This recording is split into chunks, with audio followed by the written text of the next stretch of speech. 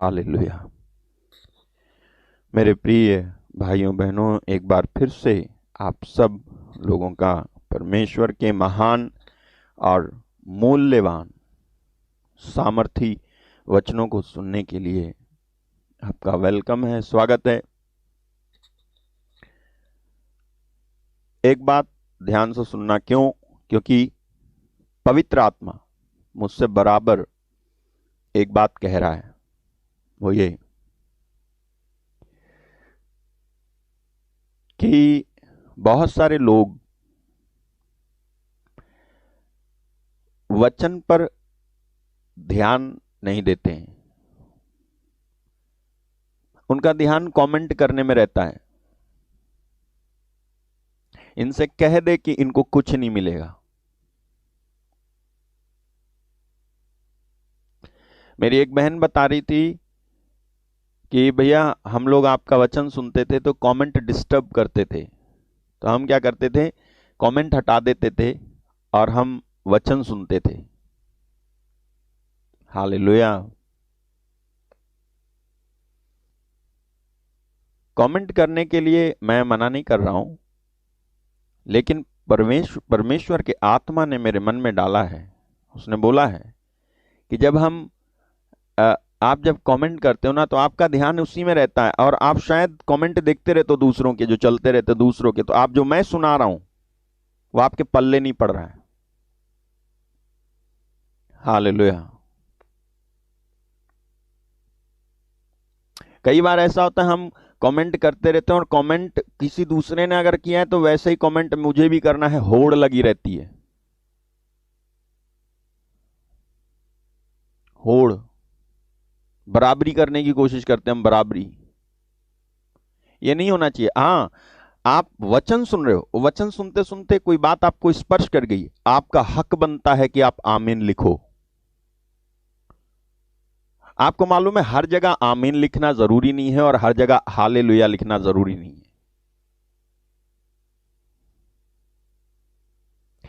जहां जगह है जहां लिखना चाहिए आमीन हालेलुया, वहां लिखते नहीं, बाकी सब जगह लिखते रहते। सब जगह हाथ जोड़ के आइकन भेजना जरूरी नहीं है। प्लीज, कहीं ऐसा ना हो कि ऐसा हो जाए जैसा कि लूका रचित सुसमाचार के 8वें अध्याय में यीशु मसीह ने बीज बोने वाले की जब कहानी सुनाई, दृष्टांत सुनाया, और जब उसकी व्याख्या करी थी यीशु मसीह ने, तब चौंका दी थी उस व्याख्या ने, उस अनुवाद ने हम सबको आज भी चौंका रखा है कि बहुत सारे लोग तो वचन सुनने आते हैं और सुनते सुनते क्या होता है कि प्रसन्नता से सुनते हैं, लेकिन उनमें जड़ नहीं है। Hallelujah. Put that words if you can. तो वचन सुनते हैं लेकिन वहां जड़ नहीं है। ठीक है, वो अनुवाद करते हैं यीशु मसीह, अनुवाद 8:11 से अनुवाद है। ठीक है, देखिएगा, दृष्टांत का अर्थ है बीज, परमेश्वर का वचन है। और आगे, मार्ग के किनारे के वे हैं जिन्होंने सुना, तब शैतान आकर उनमें उनके मन से वचन उठा ले जाता है कि कहीं ऐसा ना हो कि विश्वास करके उद्धार पाएं। मार्ग के किनारे के वे हैं वे हैं जिन्होंने सुना, तब शैतान आकर उनके मन में से वचन उठा ले जाता है, कहीं ऐसा ना हो कि वे विश्वास करके उद्धार पाएं। फिर चट्टान पर के वे हैं कि सब सुन। ये 4 जगह पर वचन गिरे थे। ठीक है, मार्ग के किनारे, चट्टान पर और कांटों के बीच और अच्छी जमीन पे गिरे थे। तो चट्टान पर के वे हैं कि सब सुनते हैं तो आनंद से वचन को ग्रहण तो करते हैं, देख रहे हो, परंतु खुशी से वचन को ग्रहण करने वाला, प्रेज द लॉर्ड आमीन और हालेलुया लिखने वाला सब नहीं। जरूरी नहीं है कि सब के सब में जड़ हो, और आप में जड़ है या नहीं है ये तब पता चलता है जब आपका जीवन ना उन आंधियों से, थपेड़ों से, उन तूफानों से टकराता है जो हर एक विश्वासी के जीवन में आता है। तब पता चलता है कि जड़ सचमुच में है। तो तुम्हारे अंदर जड़ नहीं थी तो वैसे ही आमीन प्रेज द लॉर्ड और आइकन भेज रहे लिख रहे थे। बाइबल में लिखा है चट्टान पर के वे हैं कि सब सुनते हैं तो आनंद से वचन को ग्रहण तो करते हैं, परंतु जड़ ना पकड़ने से वे थोड़ी देर तक विश्वास करते हैं और परीक्षा के समय बहक जाते हैं। नेक्स्ट, जो झाड़ियों में गिरा ये वे हैं जो सुनते हैं पर आगे चलकर चिंता और धन और जीवन के सुख विलास में फंस जाते हैं और उनका फल नहीं पकता। झाड़ियों में गिरा ये वे हैं जो सुनते हैं पर आगे चलकर चिंता धन जीवन के सुख विलास में फंस जाते हैं, उनका फल नहीं पकता। और चौथा, पर अच्छी भूमि में के वे हैं जो वचन सुनकर, कौन है अच्छी भूमि का? जो वचन सुनता है, सुनकर फिर भले और उत्तम मन में संभाले रहता है। भले और उत्तम मन में, यहां हृदय में संभालता है वचन को, यहां हृदय में वचन संभालता है। वचन को संभालना पड़ता है। मैं नहीं कह रहा कि वचन संभल नहीं सकता इसलिए संभालना पड़ता, नहीं। वचन को संभालने का मतलब है शैतान चालाक है और आपके जीवन से वचन को चुरा के जाता है, इसलिए आपको वचन को संभालना है। जो सुनते हो उसको भले और उत्तम मन में, ठीक है, भले और उत्तम मन में, an honest and good heart, भले और उत्तम मन में संभाल के रखता है जो, और धीरज से फल लाता है। यह है वो अच्छी जमीन वाला। ये अच्छी जमीन वाला वो है। तो कहीं ऐसा ना हो कि आपके साथ ऐसी घटना घट जाए कि आप कोई गहराई में नहीं हो, बस उथले उथले चलते चल रहे हो। अगर आपके अंदर केवल चंगाई पाने की और आपकी ब्लेसिंग, आपके हिसाब की ब्लेसिंग पाने की ही मंशा भरी हुई है, मैं नहीं कह रहा कि ब्लेसिंग नहीं मिलनी चाहिए आपको, या जो है आपकी इच्छाएं पूरी नहीं होनी चाहिए, होनी चाहिए, लेकिन केवल उसी के पीछे मत पड़े रहो। परमेश्वर के वचन को सुन करके भले और उत्तम मन में संभाल। यानी अगर कोई पूछ ले तो तुझे याद हो कि तूने क्या सुना। कई लोगों की डायरियां बनी पड़ी हैं, कई लोगों की नहीं है। कई लोग लिखते हैं, मैं जानता हूं, कई लोग लिखते हैं। मैं नहीं कह रहा आप लिखो और प्रूव करो कि तुम्हारे मन में वचन है, नहीं। लेकिन अगर आप इस ओर झुके हुए हो ना, परमेश्वर के वचन को मोती समझोगे, मोती हीरा समझोगे, जाने नहीं दोगे, लिखोगे। मैं जब आया यीशु मसीह में लिखता था, 8-10 डायरियां भरी पड़ी हैं आज भी मेरी। कोई तो चुरा के भी भागा। मैंने मेहनत की, वचन के पीछे मेहनत की। आपको क्या लगता है? अगर किसी को लगता हो तो मैं साफ कर देता हूं। आपको लगता होगा, हो सकता है मैं दिन भर कोई दूसरा काम करता हूं और उसके बाद आकर के शाम को वचन सुना देता हूं। तुम सुना के देखो एक बार। मैं दिन भर कोई दूसरा काम करता हूंगा और उसके बाद जो संदेश, आप कितने देर वचन सुनाता हूंगा मैं?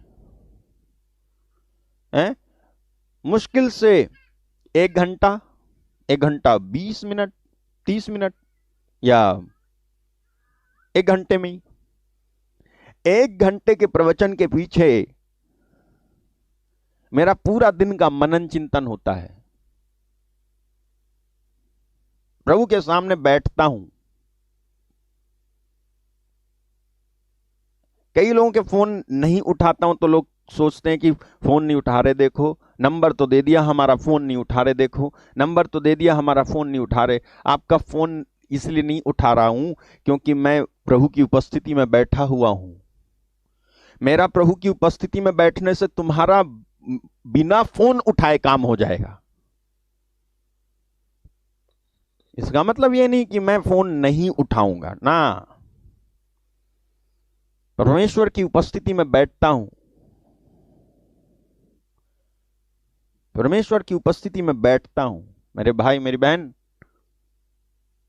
ऐसा नहीं कि कोई और काम करता हूं और शाम को आए, काम जैसे काम करा सबके यहाँ के, शाम को आकर के सुना दिया और प्रार्थना कर दी और इससे क्या होता है आप सोचो, तो ऐसा नहीं है। हालेलुया। मेरे भाई मेरी बहन,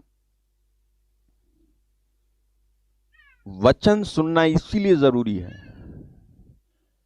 क्योंकि जिस वचन को आप सुनते हैं वो पवित्र आत्मा देता है आपको, और वो वचन वो है जिससे आपका उद्धार हो सकता है, आप बच सकते हो, आप चंगे हो सकते हो।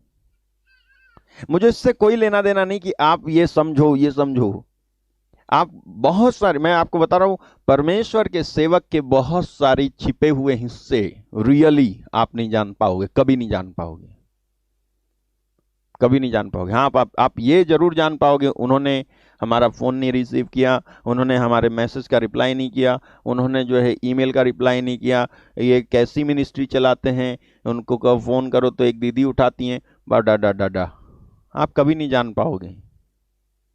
हालेलुया। Be serious. मेरी प्रार्थना है जैसे मैं हूं वैसे तुम हो जाओ, जैसे मैं हूं वैसे तुम हो जाओ, और तब आप जानोगे कि कितना मुश्किल होता है परमेश्वर की उपस्थिति में से निकलकर संसार की स्थिति में आना। हालेलुया। ओके, तो गहरे बने, डीप बने, मेक दाई पेटिशन डीप। गहरा करें अपनी प्रार्थना को, अपने जज्बे को गहरा करें, सही प्रार्थना करना सीखें। हालेलुया। ओके, और जो वचन आप सुनते हैं, जब रुझान होगा ना वचन के प्रति, तो आप नॉर्मली आप लिखोगे, आप छोड़ोगे नहीं, आप छोड़ोगे नहीं। मैं जानता हूं मेरे शुरुआती दिन किस तरह के थे। कल कोई मुझसे कह रहा था कि आपको बहुत दिया परमेश्वर ने, आपको बहुत दिया परमेश्वर ने, हमने देखा है कि परमेश्वर किस तरह से आपसे प्यार करता है, हमने देखा है, हमने देखा है कि आप दुखी होते हो, लेकिन जो ही आप इस वाले कमरे में, इस प्रार्थना वाले कमरे में जाते हो और जब निकल के आते हो, तो जो आप कहते हो उससे हमें समझ में आता है कि परमेश्वर अगर साथ नहीं तो बंदा टिक नहीं सकता। Hallelujah. You cannot avoid certain things which are really from Satan. You cannot win the race. कुछ चीजें जो शैतान की ओर से आती है ना, आप उसे अवॉइड नहीं कर सकते हो जब तक कि परमेश्वर आपके साथ ना हो।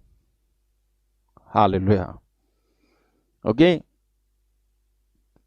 मैं प्रार्थना कर रहा हूं, पता है, इसलिए मैं इस तरफ नहीं जाता कितनी भीड़ है, मैं इस तरफ जाता हूं कि जितने जो हैं उनमें से कितने डीप हैं। हालेलुया।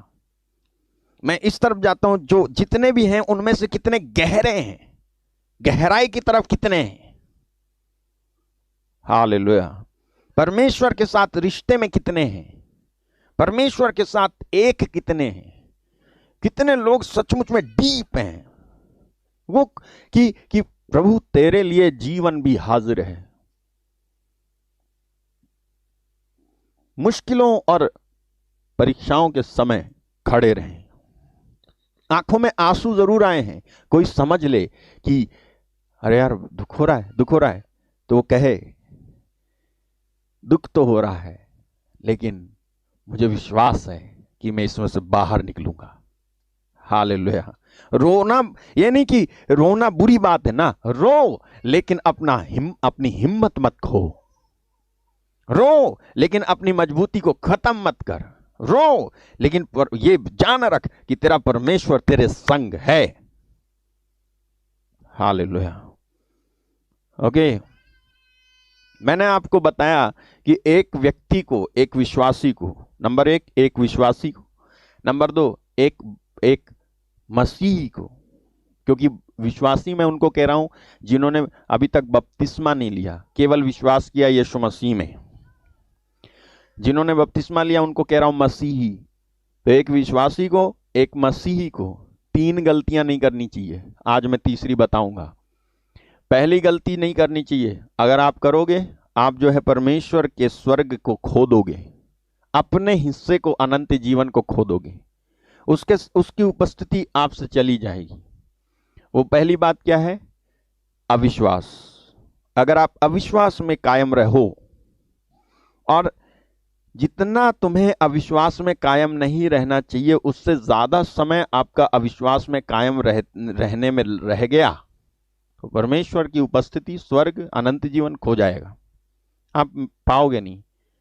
ठीक है। दूसरा मैंने आपको बताया था, विश्वास करने के बाद जानबूझकर पाप करते रहने की आदत नहीं होनी चाहिए। गलती है ये, दूसरी गलती नहीं होनी चाहिए। विश्वास किया तुमने, विश्वास करने के बाद आपको जानबूझ करके पाप नहीं करना चाहिए। विश्वास किया है तो इसका मतलब यह है कि तुम्हें समझ में रहना चाहिए कि मुझे पाप नहीं करना है, मुझे गलती नहीं करनी है, मुझे झूठ नहीं बोलना है, मुझे जो है गाली नहीं देनी है, मुझे जो है व्यभिचार नहीं करना है, मुझे लालच नहीं करना है, मुझे जो है लड़ाई नहीं करनी है।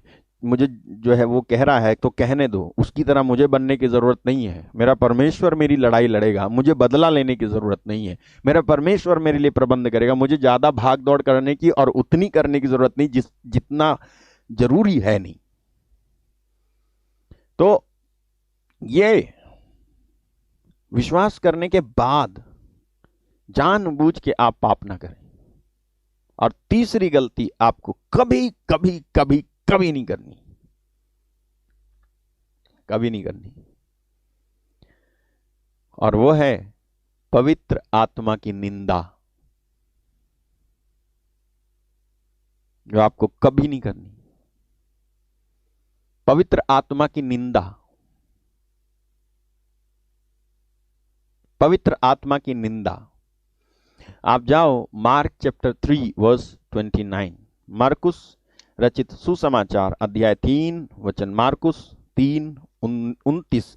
आप जाएंगे जब तो देखेंगे कि यहां लिखा क्या है। यीशु ने कहा, जो कोई पवित्र आत्मा के विरुद्ध निंदा करे वो कभी भी क्षमा ना किया जाएगा। क्यों कहा मैंने कि पवित्र आत्मा की निंदा ना करें, और मैं समझाऊंगा कि पवित्र आत्मा की निंदा करना क्या होता है, वो भी मैं समझाऊंगा। लेकिन यहां वचन में लिखा हुआ है कि वह कभी, जो पवित्र आत्मा की निंदा करता है वो कभी भी क्षमा नहीं किया जाएगा। हालेलुया। देखो, जो पवित्र आत्मा के विरुद्ध निंदा करे, जो पवित्र आत्मा के विरुद्ध निंदा करे वो कभी भी क्षमा ना किया जाएगा, वरन वह अनंत पाप का अपराधी ठहरता है। वरन वो अनंत पाप का अपराधी ठहरता है। जो पवित्र आत्मा के विरुद्ध पाप करता है उसको क्षमा नहीं किया जाएगा।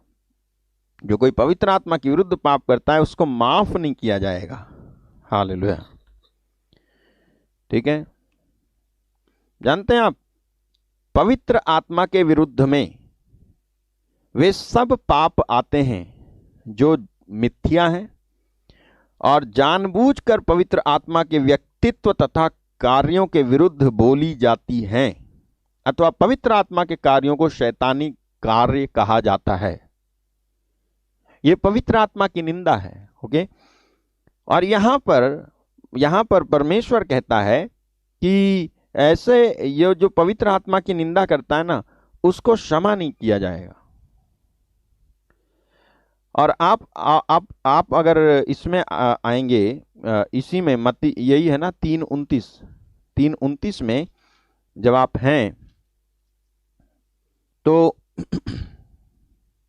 28वां डालें जरा, 28 लिखा है, मैं तुमसे सच कहता हूं कि मनुष्य की संतान के सब पाप और जो निंदा वे करते हैं क्षमा की जाएंगी। मनुष्यों की संतान के सब पाप और निंदा जो वे करते हैं क्षमा किए जाएंगे। अच्छा, अब आप आओ मत्ती रचित सुसमाचार के 12वें अध्याय में 12वें अध्याय में 31 और 32, 31, 32। मत्ती रचित सुसमाचार अध्याय 12 वचन 31 और 32 को देखो क्या लिखा है। मैं तुमसे कहता हूं कि इस मनुष्य का सब प्रकार का पाप और निंदा क्षमा की जाएगी, परंतु पवित्र आत्मा की निंदा क्षमा ना की जाएगी। यीशु कह रही हैं आगे, जो कोई मनुष्य के पुत्र के विरोध में कोई बात कहेगा, उसका यह अपराध क्षमा किया जाएगा, परंतु जो कोई पवित्र आत्मा के विरोध में कुछ कहेगा, उसका अपराध ना तो इस लोक में ना परलोक में क्षमा किया जाएगा। हालेलुया। ओके, इसको मन में रखना कि यहां प्रभु यह कह रहा है कि जो कोई मनुष्य के पुत्र के विरुद्ध, यानी वो अपने बारे में कह रहे हैं कि मेरे विरोध में भी कोई बातें कहेगा अगर, तो उसको भी माफ कर दिया जाएगा। लेकिन अगर किसी ने पवित्र आत्मा के विरोध में कुछ कहा, और पवित्र आत्मा के विरोध में कैसे कहते हैं मैं बताऊंगा आपको, तो उसे क्षमा नहीं मिलेगी, उसके अपराध क्षमा नहीं किए जाएंगे, ना इस लोक में ना उस लोक में। क्यों, वो भी मैं बताऊंगा। इस बात को आप अपने अंदर रखें और आप चले मेरे साथ पहला यूहन्ना रचित, पहला यूहन्ना का पत्र, ठीक है, पहला यूहन्ना और उसके वचन 16 और 16 को आप देखेंगे। 5:16 फर्स्ट जॉन चैप्टर 5 वर्स 16 देखो, यदि कोई अपने भाई को ऐसा पाप करते देखे जिसका फल मृत्यु ना हो, तो विनती करे, और परमेश्वर उसे उनके लिए जिन्होंने ऐसा पाप किया जिसका फल मृत्यु ना हो जीवन देगा। पाप ऐसा भी होता है जिसका फल मृत्यु है, इसके विषय में मैं विनती करने के लिए नहीं कहता। क्या लिखा है? पाप ऐसा भी होता है जिसका फल मृत्यु है, जिसका फल मृत्यु है, इसके विषय में मैं विनती करने के लिए नहीं कहता। आपको मालूम है सारे पापों का फल जो है मृत्यु है। तो फिर यहां पर क्या लिखा है? यूहन्ना कहता है कि परमेश्वर उसे उनके लिए जिन्होंने ऐसा पाप किया है जिसका फल मृत्यु ना हो, ठीक है, यदि कोई अपने भाई को ऐसा पाप करते देखे जिसका फल मृत्यु ना हो तो विनती करे। कोई ऐसा पाप करते हुए देखे जिसका फल मृत्यु ना हो, ठीक है, सारे पाप का फल मृत्यु है, क्योंकि बाइबल कहती है रोमन्स 6:23 में कि पाप की मजदूरी मौत है, ठीक है। तो जब यहां पर वो देखो ये वचन लिखा ना, पाप की मजदूरी मृत्यु है ना। तो जब यूहन्ना कह रहा है वहां पे फर्स्ट जॉन चैप्टर 5:16 में कि यदि कोई अपने भाई को ऐसा पाप करते देखे जिसका फल मृत्यु ना हो, तो वो ये नहीं कह रहा है कि कुछ पाप ऐसे हैं जिनका फल मृत्यु नहीं है। सारे पापों का फल मृत्यु है। लेकिन जब वो ये कहता है कि यदि कोई अपने भाई को ऐसा पाप करते देखे जिसका फल मृत्यु ना हो तो उसके लिए विनती करे, तो इसका मतलब यह है कि ऐसा व्यक्ति जो पाप करने के बाद पश्चाताप के रास्ते पर लाया जा सकता है, उसके लिए विनती कर, उसके लिए विनती कर। तो इसका मतलब यह है कि यदि कोई अपने भाई को ऐसा पाप करते देखे जिसका फल मृत्यु ना हो, यानी वो पाप कर रहा है, उस पाप का फल मृत्यु जरूर है, लेकिन यदि तुम प्रार्थना करो तो वो उस पाप से मारा नहीं जाएगा बल्कि बचाया जाएगा। हाँ, वो समझ में आ रहा है कि नहीं? यहां समझ में आ रहा है? हालेलुया। यूहन्ना ये नहीं कह रहा कि पाप, कोई पाप ऐसा है जिसका फल मृत्यु नहीं है और कोई पाप ऐसा है जिसका फल मृत्यु है, लेकिन लिखा ऐसा है। तो ऐसा लगता है कि यहां पर दो प्रकार के पाप वो बता रहा है।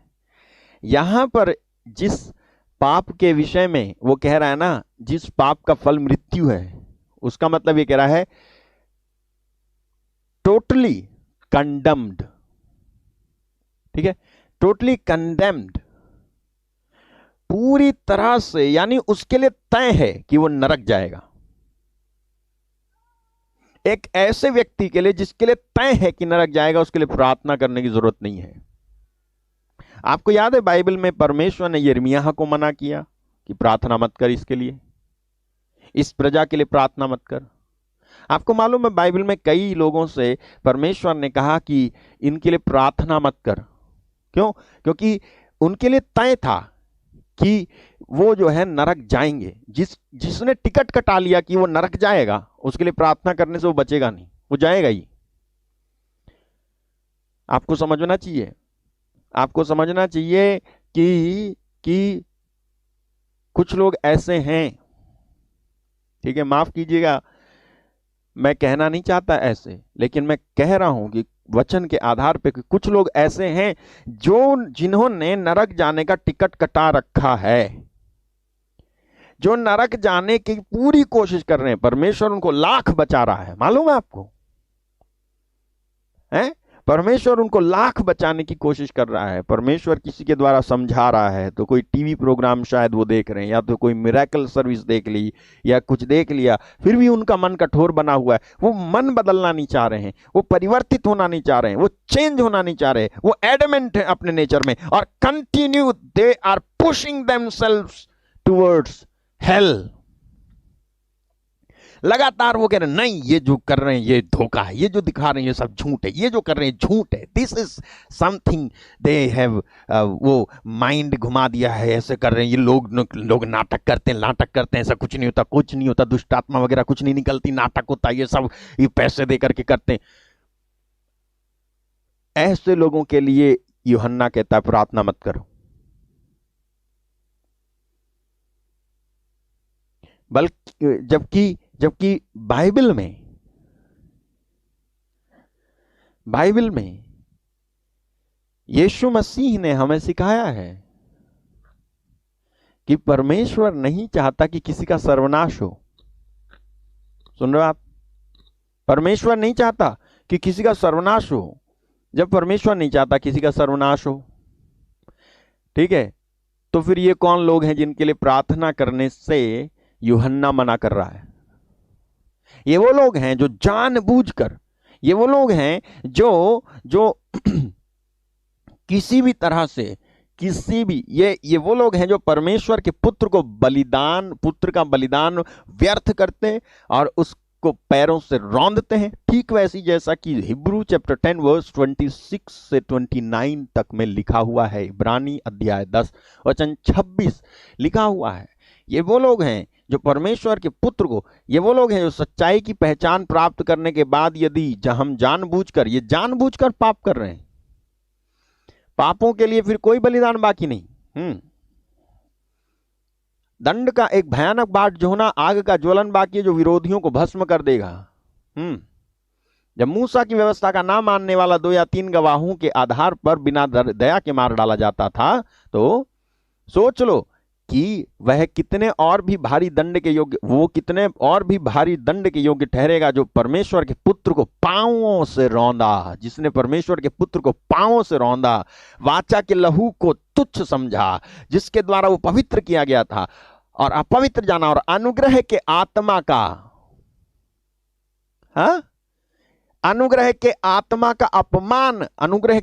का अपमान कैसे करा तुमने? अनुग्रह के आत्मा का अपमान। क्या जरूरत पड़ी यीशु मसीह को यह कहने की कि जो पवित्र आत्मा के विरोध में बोलेगा उसको माफ नहीं करूंगा? सोचो आप, वो परमेश्वर जो 1000 पीढ़ी तक दया करता है, 3री और 4थी पीढ़ी तक ही दंड देने को इच्छुक है, बस वो परमेश्वर जिसने अपने पुत्र को मनुष्यों के बदले में दे डाला, वो परमेश्वर का पुत्र ही कहता है कि हर प्रकार की ईश निंदा, हर प्रकार की निंदा, अरे कोई मेरे विरोध में ही कोई कुछ बोलेगा ना, तो भी उसे माफी मिल जाएगी, लेकिन कोई ये जो पवित्र आत्मा है इसके विरोध में कुछ बोलेगा ना, इसको माफी नहीं मिलेगी। क्योंकि ये इस पवित्र आत्मा के विरोध में बोलना एक ऐसा पाप है जिसके अनुसार व्यक्ति टिकट कटा लेता है कि वो नरक जाएगा, उसके लिए कोई रिपेंटेंस नहीं है, उसके लिए कोई मार्ग नहीं है, उसके लिए कोई पश्चाताप नहीं है, वो नरक जाएगा। उसके लिए आप प्रार्थना करो, उसके लिए आप उपवास करो, उसके लिए आप रो, प्रभु नहीं बचाएगा।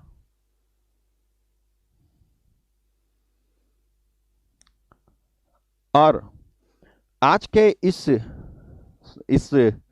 प्रार्थना में आपको एक अंडरस्टैंडिंग मिलेगी, जिससे कि आप जान पाओगे क्लियरली कि पवित्र आत्मा की निंदा करना क्या होता है। ठीक है, ये एक ऐसा पाप है जिसके विषय में वो कह रहा है कि मैं नहीं कहता इसके ऐसा कोई पाप करे, तो मैं नहीं कह रहा कि वो उसके लिए विनती करनी चाहिए। ठीक है, पाप ऐसा भी होता है जिसका फल मृत्यु है, यानी हर प्रकार का पाप उसका फल मृत्यु, अगर आप उसमें बने रहो तो। ठीक है, लेकिन वो जो पाप है, मान लो मैं लालच कर रहा हूं, मैं लालच करना पाप है ना, लेकिन मैं पवित्र आत्मा की निंदा नहीं कर रहा। समझ रहे हो?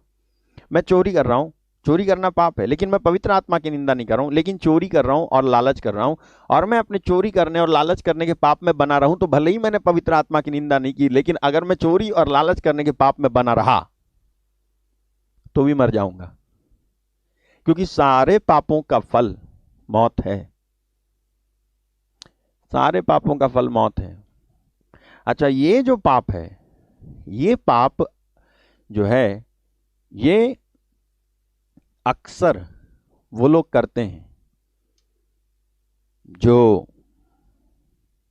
विश्वास कर चुके हैं, जिनसे खुद से चमत्कार नहीं होते, जो चमत्कार वाली बात को जो परमेश्वर का आत्मा करता है उसको अंडर एस्टिमेट करते हैं, उसको डिनाई करते हैं। जिनके लिए चमत्कार वाली बात उनके डिनोमिनेशन तक तो सीमित है, लेकिन उनके डिनोमिनेशन के अतिरिक्त अगर किसी और डिनोमिनेशन में अगर चमत्कार होने लग गए तो वो उनको स्वीकार्य नहीं है। अगर उनके प्रेमिसिस में अगर चमत्कार होता है तो चमत्कार है, लेकिन अगर उनके प्रेमिसिस में चमत्कार ना होकर के किसी और के प्रेमिसिस में चमत्कार हो तो वो उनको स्वीकार्य नहीं है।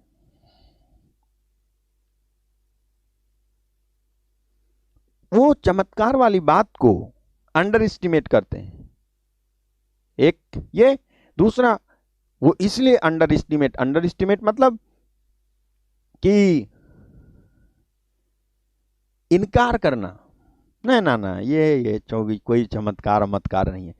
मैं मानता हूं there are many fake miracles, hallelujah. और आज मैं आपको बताऊंगा, जब फरीसियों ने ये कहा था ना यीशु मसीह को कि ये बेलजुबेल की सहायता, बेलजुबेल अपदूतों का नायक, शैतान का नायक, ठीक है, उसकी सहायता से ये बदरूहें निकालता है, तब उन्होंने सही कहा था। हाँ, लेकिन यीशु के विषय में नहीं, यीशु के विषय में सही नहीं कहा था ये, क्योंकि ये जो मैं आपको बताता हूं, सुनो ध्यान से। मत्ती 12वां अध्याय 22वां वचन, वहां से शुरू करेंगे। मैथ्यू चैप्टर 12 वर्स 22, देखो। ठीक है, सुनना पहले और मैं आपको जवाब दूंगा कि क्यों पवित्र आत्मा के विरोध में पाप माफ नहीं किया जाएगा। आप मुझे याद दिलाना कि मैंने इसका उत्तर दिया कि नहीं दिया। ठीक है, देखो यहां क्या लिखा है। तब लोग एक अंधे गूंगे को जिसमें दुष्ट आत्मा थी उसके पास लाए, और उसने उसे अच्छा किया, और वह बोलने लगा और देखने लगा। हालेलुया। इस पर सब लोग चकित होकर कहने लगे, क्या यह है दाऊद की संतान नहीं है? या यह क्या दाऊद की संतान है? फिर परंतु फरीसियों ने यह सुनकर कहा, यह तो कौन? यीशु, यह तो दुष्ट आत्माओं के सरदार बालजबूल की सहायता के बिना दुष्ट आत्माओं को नहीं निकालता। दूसरे शब्दों में, ये बालजबूल सरदार जो है ना, दुष्ट आत्माओं का सरदार यानी शैतान। दुष्ट आत्माओं का सरदार कौन? शैतान, बालजबूल। आप जब इसका इसका ओरिजिनल पढ़ोगे तो इसका मतलब है prince of the devils. Hallelujah. ये सरदार बालजबूल की सहायता के बिना वो कह रहे थे कि ये ना शैतान की सहायता से दुष्ट आत्मा निकालता है, शैतान की सहायता से दुष्ट आत्मा निकालता है। तो जब ये लोग ये कह रहे थे ना, ये कहने वाले कौन थे? फरीसी लोग। आपको बताएं, ये फरीसी लोग की संगति में एक और फरीसी था, एक और यहूदी उनके ऊपर था, जब बल्कि उसका नाम है निकोदेमुस। निकोदेमुस, ठीक है, वो भी इन्हीं की कंपनी का था। इनको ये वाला ज्ञान है कि ये यीशु दुष्ट आत्माओं के सरदार बालजबूल की सहायता के बिना दुष्ट आत्मा को नहीं निकालता। लेकिन आप पढ़ें कि एक और फरीसी है जो यूहन्ना रचित सुसमाचार के 3 अध्याय पहले वचन और दूसरे वचन में पाया जाता है, और उसको जो ज्ञान है वो देखो क्या ज्ञान है। वो देखो, फरीसियों में, वो भी फरीसी थे, ये भी फरीसी है। फरीसियों में निकोदेमुस नाम का एक मनुष्य था जो यहूदियों का सरदार था। ठीक है, अब आगे चलो। उसने रात को यीशु के पास आकर उससे कहा, हे रब्बी। आप जानते हो रब्बी का मतलब क्या होता है? ओ टीचर, यानी शिक्षक, गुरु। रब्बी, गुरु।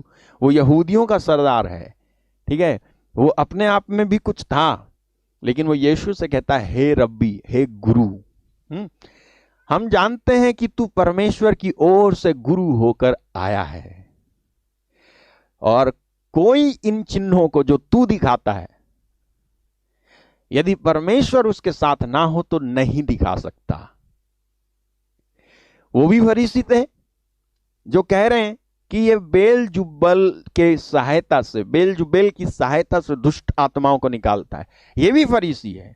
उनकी नॉलेज देखो और इनकी नॉलेज देखो, तो आखिर वो क्यों कह रहे थे और ये क्यों ऐसा कह रहा है? हालेलुया। क्या उनको ये बात मालूम नहीं थी जो बात इसको मालूम थी? क्या उनको ये बात नहीं मालूम थी कि यीशु मसीह, कोई भी व्यक्ति दुष्ट आत्मा नहीं निकाल सकता जब तक कि परमेश्वर उसके साथ ना हो? कोई भी वो चिन्ह नहीं दिखा सकता जिस चिन्ह से जीवन परिवर्तन होता है। हालेलुया। मैं आपको एक बात बताऊं, जिस चिन्ह से जीवन परिवर्तित ना हो, जिस चिन्ह से जीवन परिवर्तित ना हो, वो चिन्ह नहीं, जीवन परिवर्तन होना चाहिए। ओके, तो जिस चिन्ह से जीवन परिवर्तन होता है ना, ऐसे सारे चिन्ह पवित्र आत्मा की ओर से होते हैं, पवित्र आत्मा की ओर से।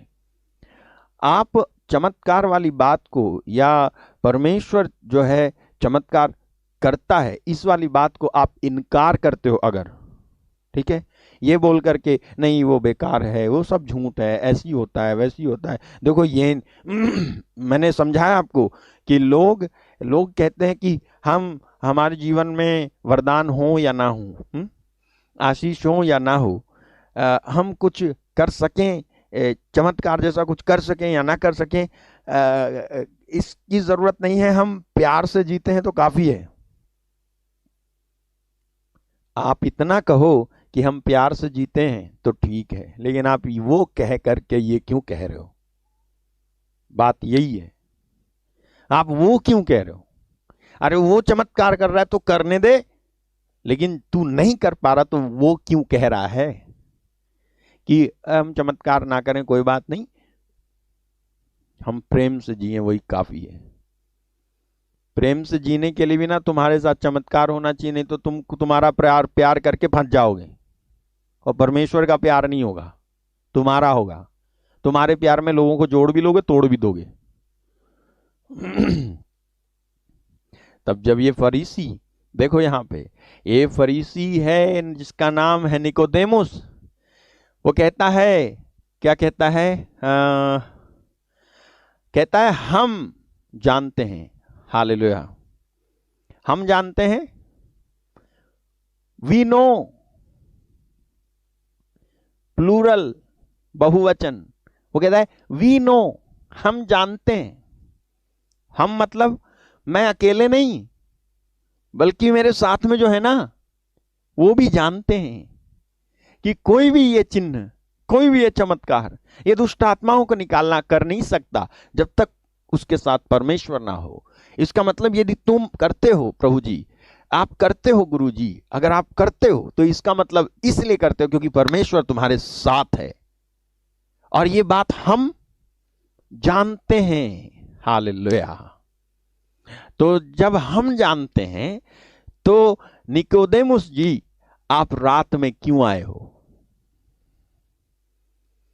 क्योंकि जो हम जानते हैं ना, उसमें से मैंने डिसीजन लिया है, सबने नहीं, कि मैं तुझे फॉलो करूंगा। जो हम जानते हैं ना, मैंने डिसीजन लिया है, सबने नहीं लिया, कि जो वो जानते हैं उसको वो माने। यानी जो जानते थे ना उसको विलफुली इग्नोर कर रहे थे, जानबूझकर वो इग्नोर कर रहे थे, जानबूझकर वो ये नहीं मान रहे थे कि यीशु मसीह जो है सचमुच में परमेश्वर की ओर से भेजा हुआ मसीहा है, और वो जो काम करते हैं वो प्योरली परमेश्वर की ओर से, पवित्र आत्मा की ओर से किए जाने वाले काम हैं। और वो इसको झुटलाने की पूरी कोशिश करते थे, तरह तरह के झूठे इल्जाम लगा करके, जिससे कि लोग उस पर विश्वास ना करें और लोगों के विश्वास में वो बाधा उत्पन्न करें, लोग उसके पीछे ना जाएं। इसलिए झूठ बोलते थे यीशु मसीह के खिलाफ में। आपको मालूम है यीशु मसीह ने क्या कहा? मुझे जब मेरे साथ कभी ऐसा होता है तो मुझे याद आ जाता है मैथ्यू 10:25, मत्ती 10:25। देखो, चेले का गुरु के और दास का स्वामी के बराबर होना ही बहुत है। जब उन्होंने घर के स्वामी को शैतान कहा तो उसके घर वालों को क्या कुछ ना कहेंगे? हालेलुया। समझ रहे हो? चेले का गुरु के और दास का स्वामी के बराबर होना ही बहुत है। जब उन्होंने घर के स्वामी को शैतान कहा तो उसके घर वालों को क्या कुछ ना कहेंगे? अब उसका घर वाला कौन हो सकता है? वही जो उस पर विश्वास करे, जो यीशु को फॉलो करता है, वो उसका घर वाला हो गया। आप जब यीशु को फॉलो करते हो तो आप भी अपने विषय में सेम सेंटेंस और वाक्य सुनोगे जो यीशु मसीह को कहे गए थे। आप सुनोगे। आपको मालूम है, आप उन लोगों से बिल्कुल मत घबराओ जो आपको कहते हैं बगला भगत। आप उन लोगों से बिल्कुल भी मत घबराओ जो आपको कहते हैं फ्रॉड। अगर आप यीशु के रास्ते पे चल रहे हो तो, अगर आप यीशु के रास्ते पे चल रहे हो तो, और उसके बाद भी आपको बगला भगत, आपको फ्रॉड, आपको दुनिया भर के टाइटल दिए जाते हैं, झूठा कहा जाता है कि ये सब ऐसी हैं, अरे इनका काम यही है, अरे इनको कुछ नहीं चाहिए, इनको चाहिए बस पैसा। हालेलुया। जब ऐसा कहे ना तो आप पक्का जान लो कि नंबर 1, वो बंदा शैतान की ओर से अपॉइंट किया गया, अपनी ड्यूटी कर रहा है। अगर वो अपनी ड्यूटी कर सकता है तुमको कोसने में, तो तुम अपनी ड्यूटी क्यों नहीं कर सकते? यीशु मसीह की राह में चलने में तुम अपनी जो है ड्यूटी क्यों नहीं कर सकते? अगर वो अपनी ड्यूटी कर रहा है तो तुम अपनी ड्यूटी करो। अगर वो तुम्हें कोस रहा है तो तुम जो है परमेश्वर की महिमा करो, क्योंकि वो इसका पक्का सबूत है कि तुम उसके घर वाले ठहरे तभी तुमको कुछ कह रहा है कोई। हालेलुया। तुम घर वाले ठहरे तभी कोई कुछ कह रहा है। उसके घर वाले हो, किसके? यीशु के। यीशु मसीह को कहा ये बेलजुबेल की सहायता से दुष्ट आत्मा को निकालता है। जब ये लोग ये कह रहे थे ना कि ये दुष्ट आत्मा की सहायता से जो है निकालता है, ये जो निकालता है वो वचन डालें 12:22। ये वाला चमत्कार यीशु ने किया था। तब लोग एक अंधे गूंगे को जिसमें दुष्ट आत्मा थी उसके पास लाए। उसने उसे अच्छा किया, वह बोलने और देखने लगा। तब क्या बोले ये? फरीसियों ने सुनकर कहा, यह तो दुष्ट आत्माओं के सरदार बाल-जबूल की सहायता के बिना दुष्ट आत्मा को नहीं निकालता। अब सुनो, यहां पर ये जो कह रहे थे ना, ये टोटली रॉन्ग नहीं है, लेकिन ये यीशु के बारे में रॉन्ग है।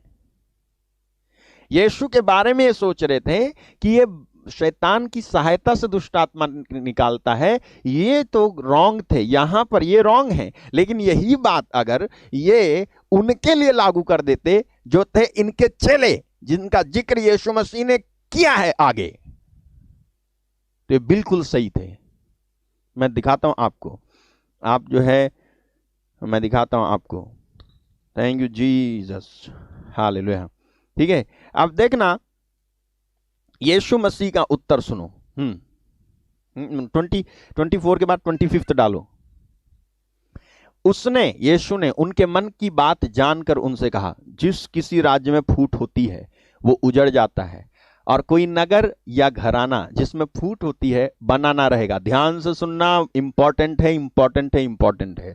यीशु कहते हैं, जब इन्होंने कहा कि ये आप दुष्ट आत्मा की सहायता से दुष्ट आत्मा निकालते हो, यानी वो जो बहरे गूंगे की आत्मा थी ना उसके अंदर, तुमने दुष्ट आत्मा की सहायता से निकाली तो निकल गई।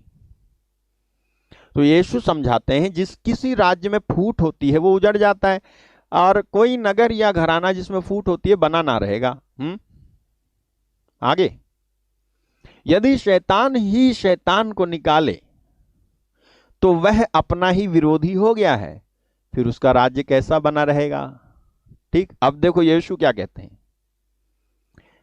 भला यदि मैं शैतान की सहायता से दुष्ट आत्मा को निकालता हूं तो तुम्हारे वंश किसकी सहायता से निकालते हैं। आपको मालूम है ये वंश ट्रांसलेट किया गया है डिसाइपल, डिसाइपल, तुम्हारे चेले। यीशु कह रहे थे तुम्हारे चेले किसकी सहायता से निकालते हैं, इसलिए वे ही तुम्हारा न्याय करेंगे। हालेलुया। आपको मालूम है फरीसी लोग जो थे उन्होंने अपने चेले अपॉइंट किए थे, और वो भी दुष्ट आत्मा बदरूहें निकालने का काम उस समय किया करते थे, और वो बदरूहें जो वो निकालते थे उसको निकालने के लिए वो ज्यादा से ज्यादा झाड़ फूंक करते थे, झाड़ फूंक करते थे, और इस तरह से करते थे कि लगे कि वो बदरूह निकाल रहे हैं। और आपको मालूम है उनके झाड़ फूंक से ठीक भी हो जाया करते थे, ठीक भी हो जाया करते थे, और उनको लगता था कि वो परमेश्वर की सहायता से कर रहे हैं, लेकिन दूसरे के विषय में उनके ख्याल नहीं थे। उनके खुद के विषय में ख्याल थे कि वो परमेश्वर की सहायता से निकाल रहे हैं, ये फरीसी लोग। जबकि यीशु ने प्रूफ किया कि देखो मैं दुष्ट आत्मा निकाल रहा हूं अगर बेलजुबेल की सहायता से, तो तुम्हारे बेटे यानी तुम्हारे जो चेले हैं वो किसकी सहायता से निकालते हैं। ठीक है, अब यीशु मसीह यहां पर एक बात स्पष्ट कर रहे हैं, आपको समझना है। जो इनके फरीसियों के जो चेले थे ना, जो दुष्ट आत्मा निकालते थे, वो दुष्ट आत्मा परमेश्वर की सहायता से नहीं बल्कि दुष्ट आत्मा की सहायता से निकालते थे। और जब कोई दुष्ट आत्मा की सहायता से, जब कोई शैतान की सहायता से दुष्ट आत्मा निकालता है, तो शैतान की सहायता से दुष्ट आत्मा निकाला बराबर होता है नहीं निकला। नहीं सुना आपने? जब कोई शैतान की सहायता से दुष्ट आत्मा निकालता है तो शैतान की सहायता से निकाला हुआ दुष्ट आत्मा बराबर होता है नहीं निकला, क्योंकि यीशु ने कहा शैतान शैतान को नहीं निकाल सकता। इसका मतलब यह होता है कि जब दुष्ट आत्मा इनके झाड़ फूंक से निकल जाता था तो वो मात्र बस निकलने का ढोंग करता था, निकलता नहीं था। सुनो, शैतान अपने आप को निकाल नहीं सकता, लेकिन बाइबल में शैतान का अपने आप निकल के जाने और वापस आने के विषय में लिखा है। इसी 12वें अध्याय में आप जाओ 43-45, यीशु ने समझाया। ध्यान से सुनना। जब अशुद्ध आत्मा मनुष्य में से निकल जाती है तो सूखी जगहों पर विश्राम ढूंढती फिरती है और पाती नहीं। सुनो, यहां पर क्या लिखा है? जब अशुद्ध आत्मा मनुष्य में से निकल जाती है, ना कि निकाली जाती है। दुष्ट आत्मा का किसी मनुष्य के अंदर से पवित्र आत्मा के प्रभाव से निकाला जाना और दुष्ट आत्मा का स्वयं से निकल जाना में अंतर है। इसलिए आप पाते हो तुम्हारा सर दर्द ठीक हो गया लेकिन फिर से शुरू हो गया। इसलिए तुम पाते हो तुम्हारे पथरी का दर्द खत्म हो गया फिर से शुरू हो गया। इसलिए तुम पाते हो तुम्हें बुरे गंदे सपने आते थे, नहीं आते लेकिन फिर से आने लग गए। इसलिए तुम पाते हो कि कभी तो उतार कभी तो चढ़ाव। ये उतार चढ़ाव परमेश्वर का काम नहीं है। परमेश्वर का काम तो केवल चढ़ाव है, उतार नहीं है। परमेश्वर का काम तो केवल आपको ऊपर चढ़ाना है, उतारना नहीं है। लेकिन दुष्टात्माओं का काम आपको ऊपर चढ़ाना और नीचे उतारना दोनों है। ये दुष्ट आत्मा है जो खुद से निकलती हैं और खुद से आ जाती हैं और आपको पता नहीं चलता है, आपको पता नहीं चलता है। यीशु ने कहा जब अशुद्ध आत्मा मनुष्य में से निकल जाती है, या ना कि निकाली जाती है, वो निकल के जाती है, तो सूखी जगहों में विश्राम ढूंढती फिरती है और पाती नहीं है। फिर क्या करती है? तब कहती है, ये भी यीशु जानते हैं कि क्या कहती है। जो ये जानता है वही निकाल सकता है। उनको आत्माओं की परख थी। दुष्ट आत्मा कहती है मैं अपने उसी घर में जहां से निकली थी लौट जाऊंगी, और लौट कर उसे सूना झाड़ा बुहारा सजा सजाया पाती है। ये सूना झाड़ा बुहारा सजा सजाया पाती है का मतलब ये नहीं है कि कि कुछ और हो गया है, बल्कि दुष्ट आत्मा के निकलते ही उसके हालात सुधरते हैं, तो वो ठीक दशा में हो जाती है, वो व्यक्ति हो, भाई हो, बहन हो वो। लेकिन क्योंकि दुष्ट आत्मा निकाली नहीं गई है, निकली है अपने आप, तो वापस आएगी अपने आप। तो जब वो आती है तब देखती है इसकी दशा पहले से काफी ठीक हो गई है। यानी इसका मतलब यह है कि निकल जाने और वापस आने में इतना समय देती है कि आपकी स्थिति ठीक हो जाए कि फिर से खराब कर ले। तब वो देखती है झाड़ा बुहारा सजा सजाया पाती है, फिर तब वह जाकर ना केवल अकेले बल्कि अपने से भी बुरी, देखो, अपने से बुरी 7 आत्माओं को अपने साथ ले आती और वे उसमें बैठकर वहां वास करती हैं, और उस मनुष्य की पिछली दशा पहले से भी बुरी हो जाती है। इस युग के बुरे लोगों की दशा भी ऐसी ही होगी। यीशु ने साफ समझाया कि ये दुष्ट आत्मा जब मनुष्य में से निकलती है तो ये अपने आप निकल सकती है और अपने आप आ सकती है। जब तक कि ये निकाली ना जाए तब तक ये पूरी तरह से निकल नहीं सकती। तो ये अपने आप निकलती है। जब कोई इसके लिए तंत्र मंत्र झाड़ फूंक करता है ना, और ये दिखाता है कि बिना यीशु के नाम के निकलती नहीं, मैं आपको बता रहा हूं, यीशु ने कहा शैतान को निकाल नहीं सकता। इसलिए जब ऐसी स्थिति में कोई यीशु के बिना, यीशु पे विश्वास किए बगैर अगर कोई तुम्हारी दुष्ट आत्मा निकाले और दावा करे कि अब ये ठीक हो गया है, तो आप ठीक नहीं हुए हैं, बल्कि आप और भी ज्यादा, आपकी हालत और भी ज्यादा खराब होने वाली है। आपकी हालत और भी ज्यादा खराब होने वाली है। जब वो कह रहे थे ना, ये बेलजुबेल की सहायता से, सहायक के नायक से की सहायता से जो है निकालता है दुष्ट आत्मा, तो वो ये कह रहे थे, वो ये कहना चाह रहे थे, आप समझो इस बात को, कि दुष्ट आत्मा को निकालने का अर्थ बस इतना है इनके हिसाब से कि वो अपने आप निकलती है, ठीक है, निकली, लेकिन बराबर ये है, इजिकल टू ये है, ठीक है, बराबर ये है कि वो नहीं निकली है, वो निकली है, जिससे कि तुमको धोखा दे और तुम सत्य पे विश्वास ना करो। इसलिए बहुत सारे लोग यीशु मसीह में आए बिना भी ठीक हो जाते हैं, जिससे कि वो यीशु मसीह में आ ना पाए। उनका ठीक होना नहीं ठीक होना बराबर है। आपको मालूम है, वो नहीं इंट्रोड्यूस करती हैं कि ये पाप है जिसमें तुम जी रहे हो।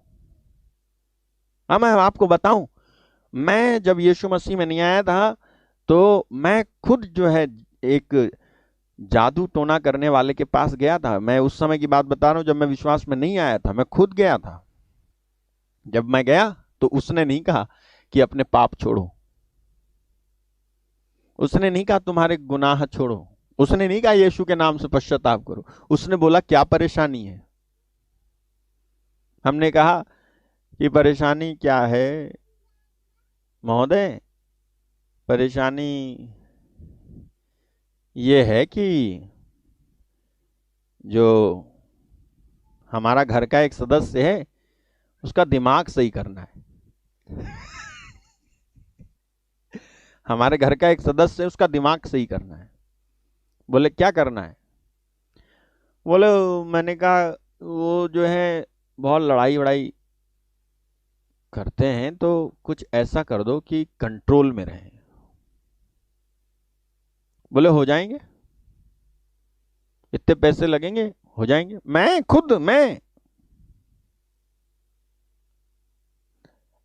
अब उन्होंने नहीं कहा, उन्होंने ये नहीं कहा तुमने ये पाप किया, ये व्यभिचार किया, ये गंदे काम किए, पश्चाताप करो, माफी मांगो, परमेश्वर की ओर आओ, रास्ते पर आओ। वो क्यों कहेगा? वो तो खुद ही नहीं जानता, वो खुद ही नहीं जानता। वो तो बैठा हुआ है किसी दूसरी आत्मा के वशीभूत होकर के, जिससे कि वो जब कोई तुम उसके पास जाए तो वो बिल्कुल यीशु मसीह को इंट्रोड्यूस नहीं कर सकता, वो नहीं बता सकता यीशु मसीह पर विश्वास करो कि तुम पूरी तरह से आजाद हो जाओ। अब वो जो है क्या करेगा, आपको मैं बता रहा हूं, आपको मैं बता रहा हूं। वो दिन है और आज का दिन है। जिसके लिए मैं गया था उसके अंदर से निकली नहीं है दुष्ट आत्मा, नहीं निकली।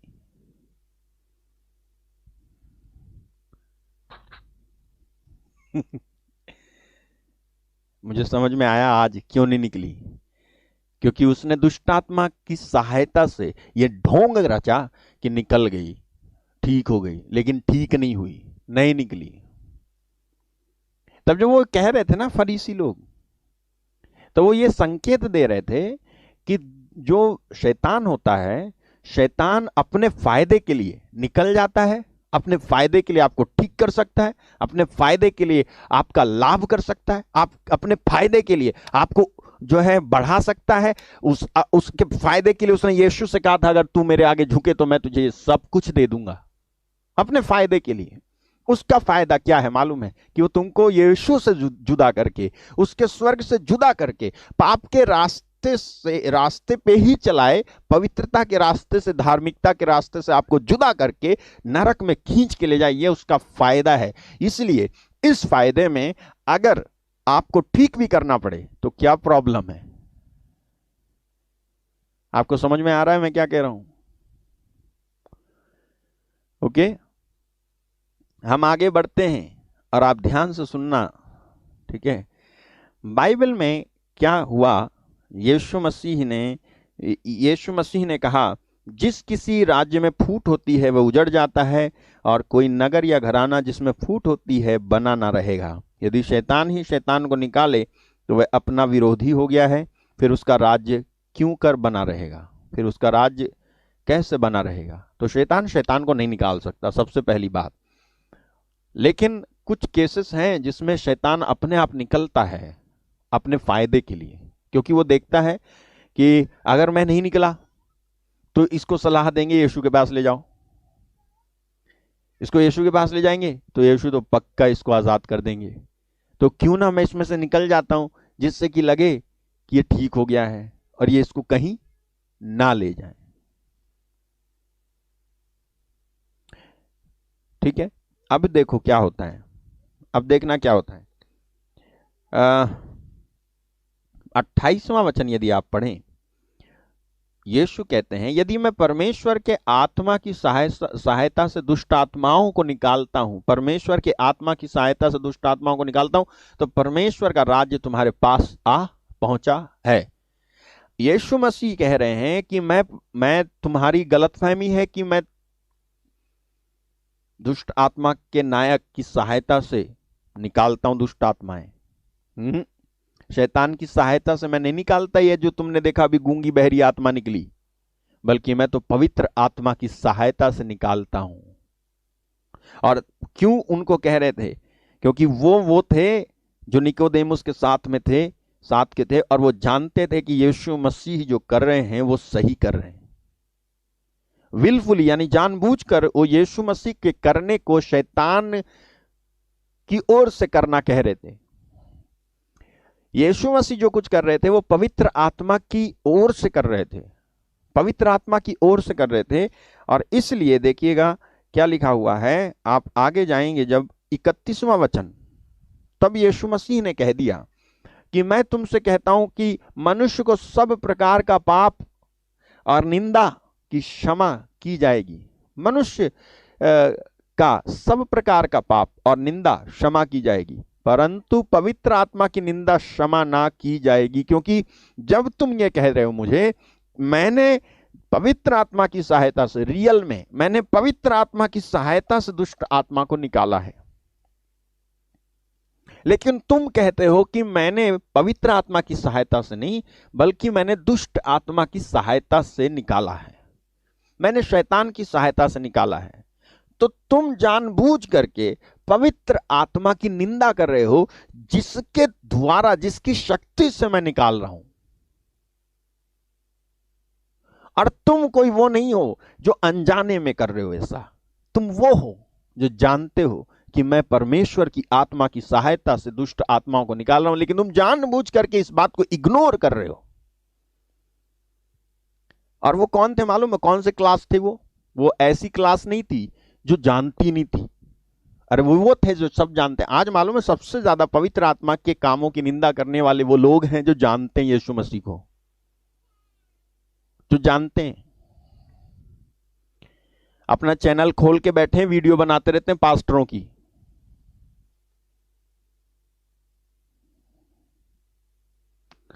हंसी के आइकन लगाते रहते हैं उसमें,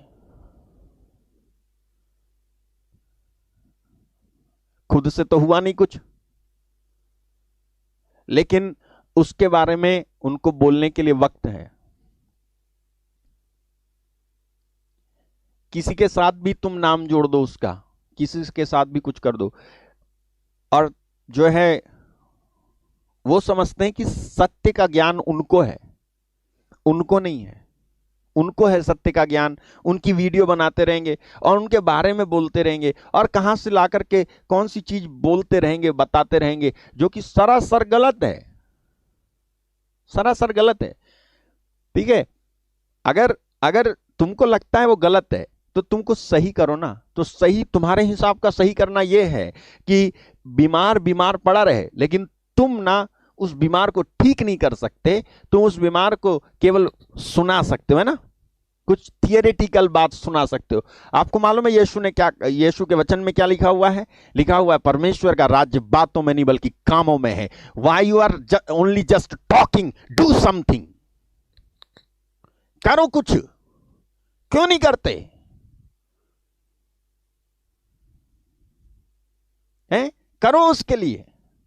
अगर तुम्हें लगता है कि वो पास्टर गलत है, वो प्रचारक गलत है, वो सही नहीं कर रहा, ये सही नहीं कर रहा, वो सही नहीं कर रहा, तो उसके खिलाफ में तुम वीडियो बना करके डाल सकते हो, है ना। लेकिन कभी ऐसी वाली भी वीडियो बना के डालो ना तुम कि तुमने ठीक किया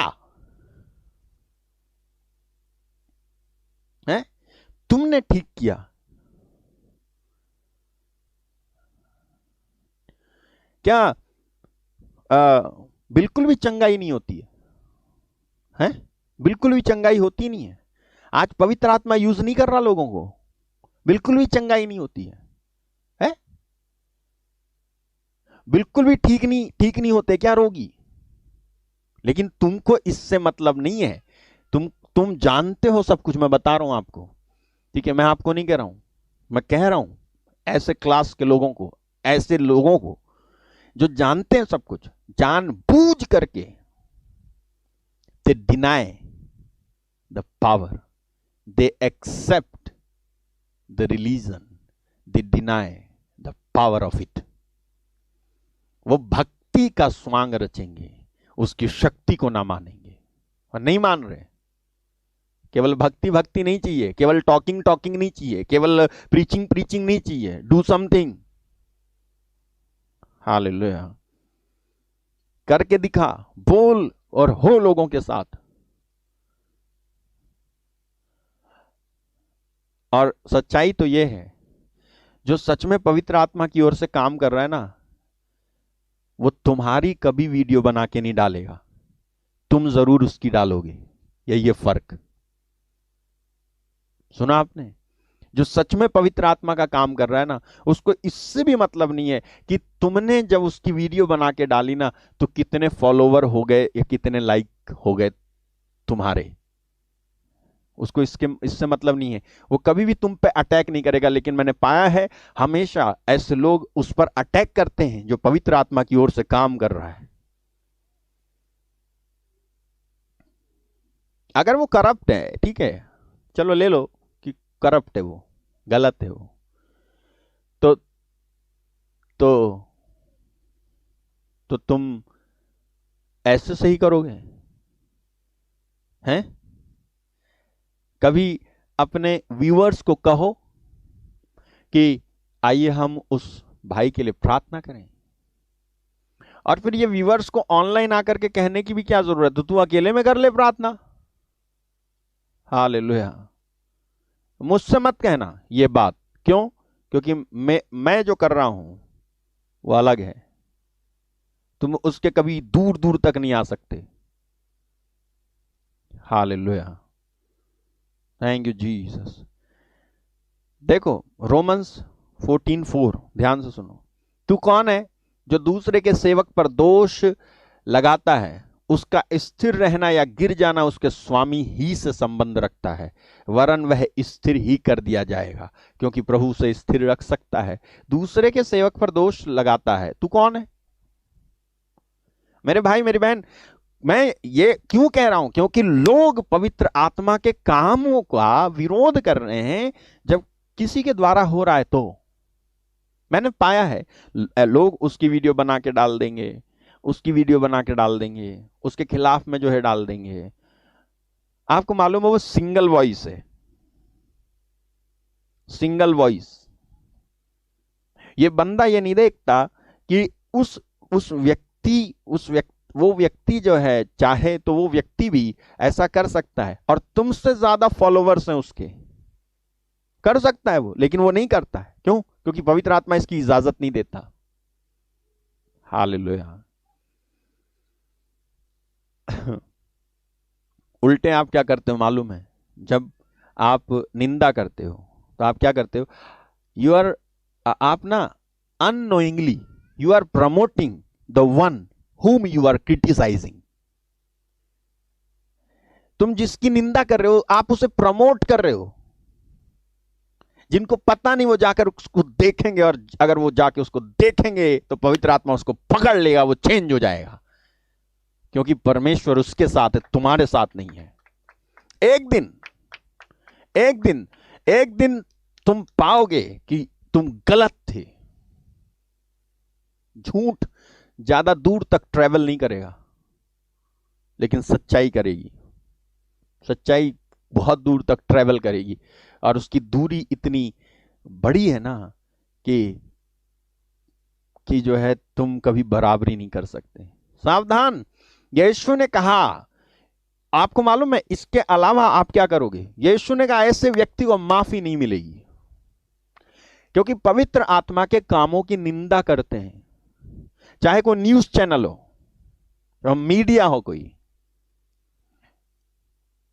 अगर मैं नहीं बताना चाहता मैंने क्या दर्शन देखा है, मैं इन लोगों को बताऊंगा। मुझे अभी दर्शन याद आ रहा, मैं बताऊंगा। मैं देखा है मीडिया के बारे में, मैंने देखा है कुछ,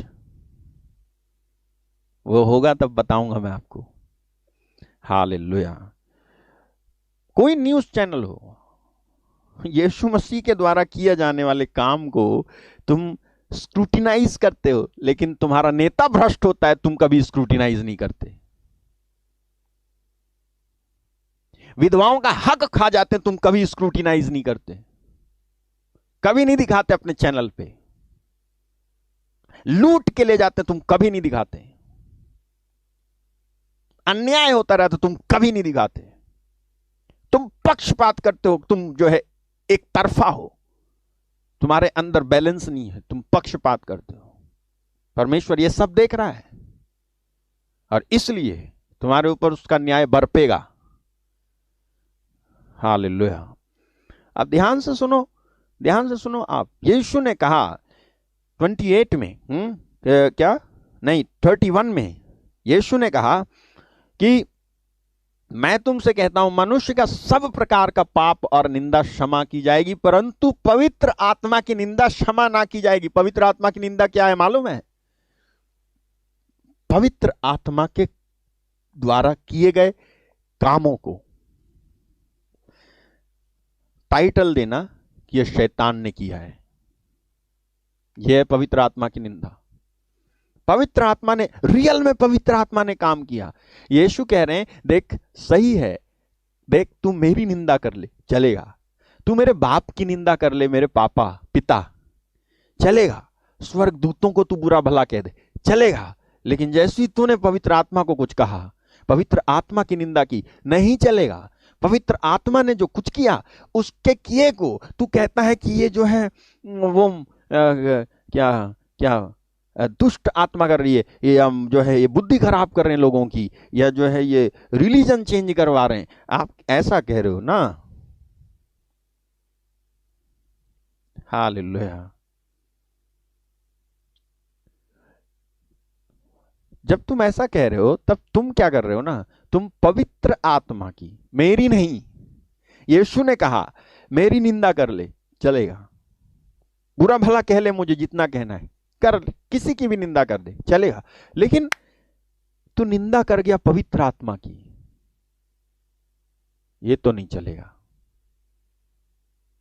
और इस निंदा का फल ये है, आगे क्षमा नहीं किया जाएगा उसको। यदि कोई मनुष्य के पुत्र के विरोध में कुछ कहे उसका अपराध क्षमा किया जाएगा, परंतु जो कोई पवित्र आत्मा के विरोध में कुछ कहेगा उसका अपराध ना तो इस लोक में ना परलोक में, है ही नहीं कोई जगह तुम्हारे लिए कोई जगह नहीं है। और आप सुनो ध्यान से,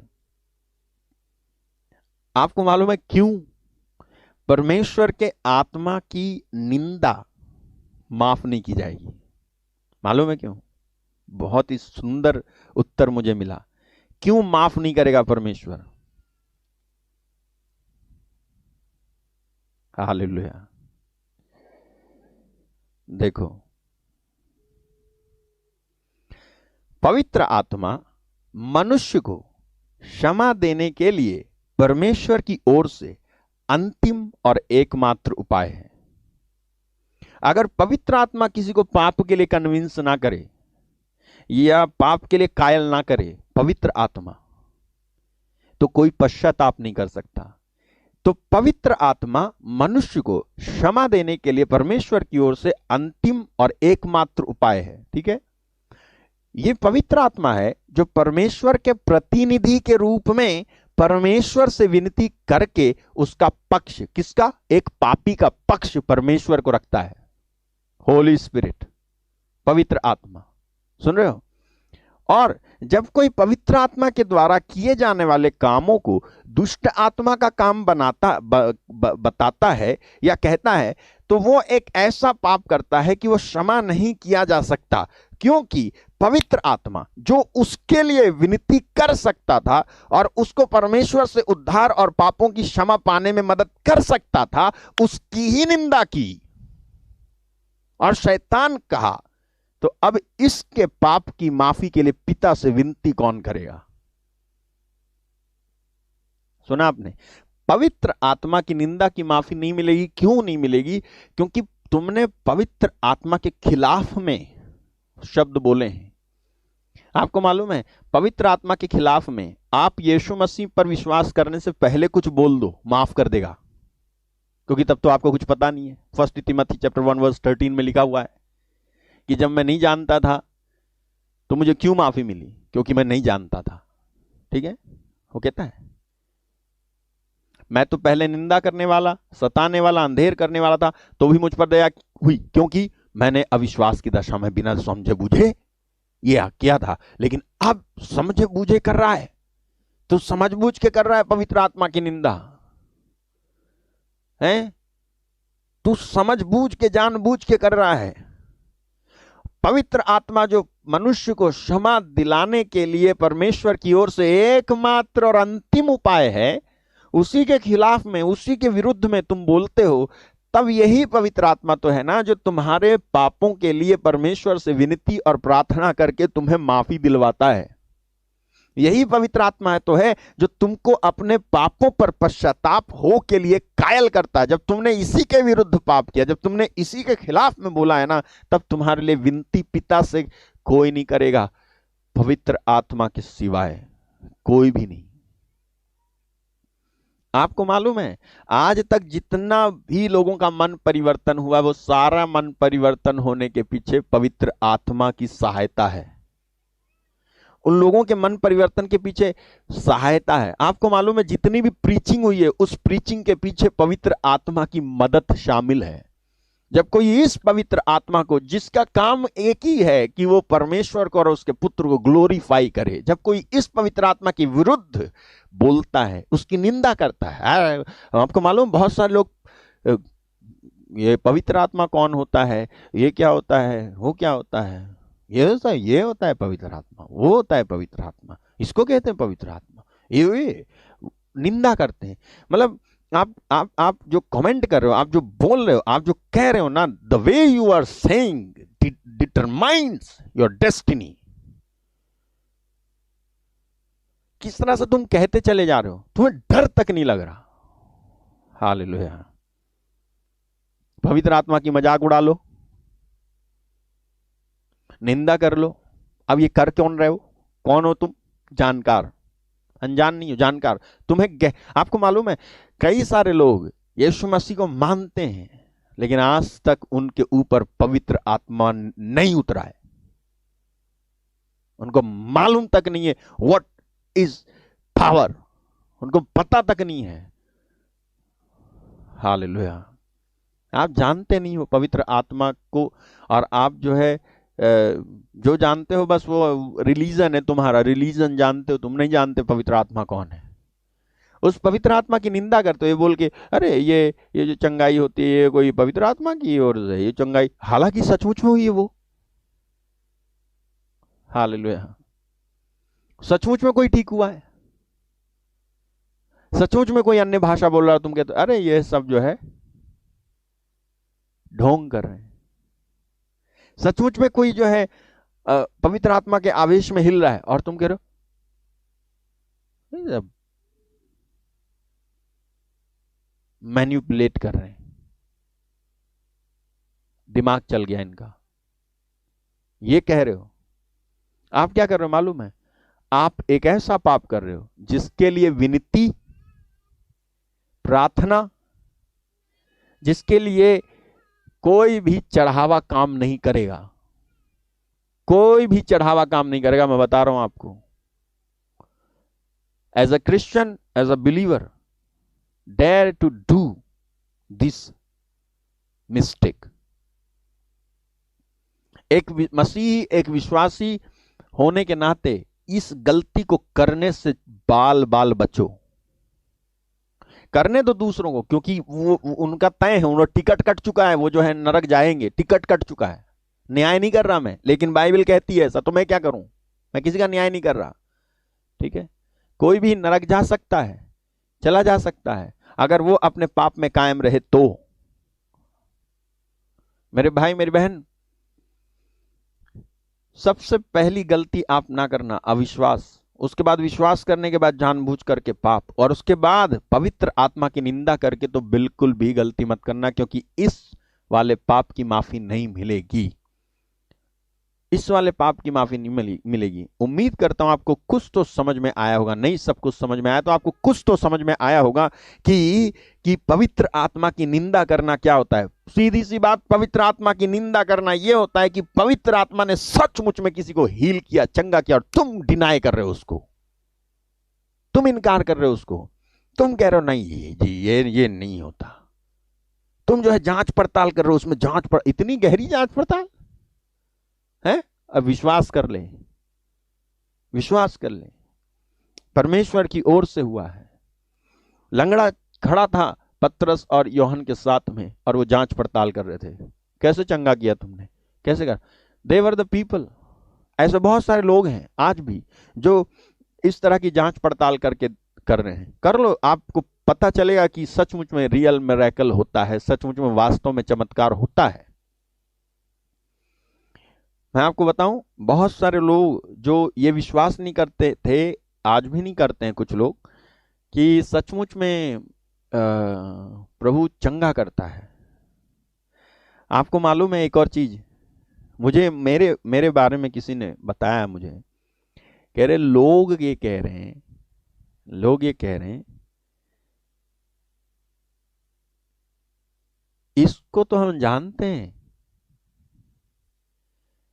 ये सब कब से करने लगा?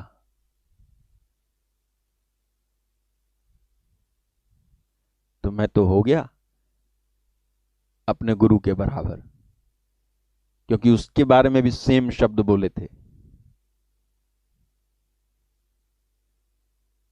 आप अगर कोई मुझे पहले से सुनता आया है तो मैं आपको बताऊं, ऑफलाइन मिनिस्ट्री करते समय मैंने साफ साफ कहा था, आपको याद दिला देता हूं, आपको याद है तो, मैंने साफ साफ कहा था, जैसे आप आज मुझे देख रहे हो ऐसे आने वाले दिनों में आप नहीं देखोगे, बल्कि उससे भी बेहतर आप देखोगे। और मैं आज कह रहा हूं, जैसे आज आप देख रहे हो वैसे आप मुझे नहीं देखोगे, इससे भी बेहतर आप देखोगे।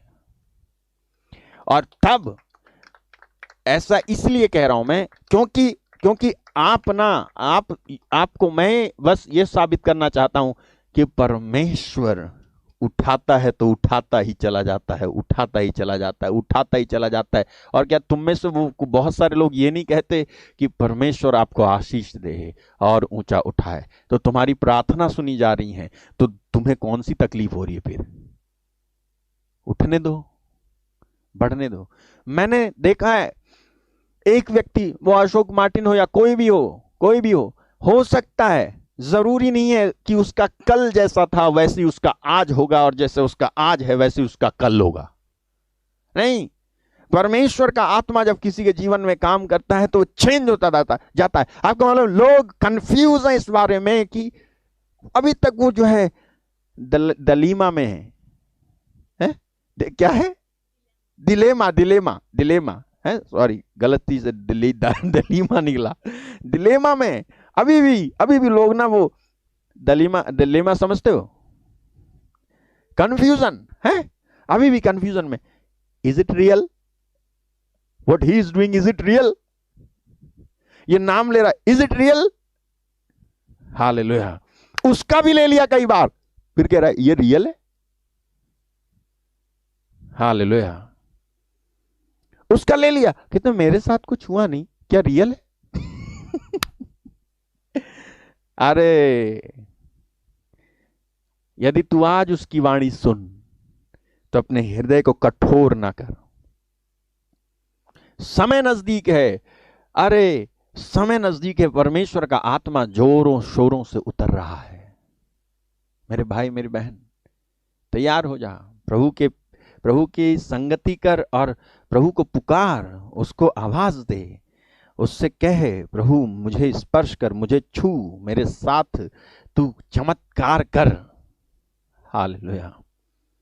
मैंने जो कुछ कहा वो गर्व से नहीं कहा, बल्कि प्रभु में विश्वास के साथ कहा है। और अगर गर्व से कहा है तो इस गर्व से कहा है क्योंकि मुझे यीशु मसीह में गर्व है। यदि कोई गर्व करना चाहे उसमें करे। हालेलुया। प्रभु आपको आशीष दे। इस समय मैं आपके लिए प्रार्थना करूंगा, परमेश्वर आपको छुए, स्पर्श